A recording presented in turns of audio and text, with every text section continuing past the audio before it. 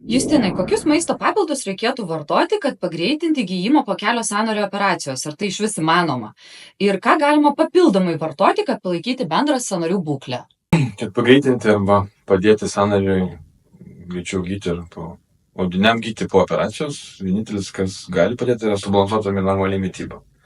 Paprasta, normaliai subalansuota mityba. Nėra nei vieno papildo ar kažkokio vaisto, kuris paskatintų greitesnį gijimą ar geresnį gijimą.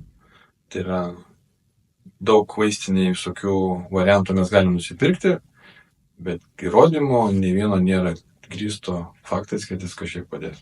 O kolagenasgi labai populiarus. Dabar ypač populiarus tie šotai kolageno. Mano nuomonė labai paprasta šito klausimu. Jeigu tu valgysi plaukus, plaukai pas tave netauks. Tai lygiai taip pat su kolagenu. Tai yra sudėdamoji medžiaga kremzlės arba sausgyslės, bet kai tu įvalgysi, nuo to greitesnė regeneracija arba atstatymas tikrai neįvyks.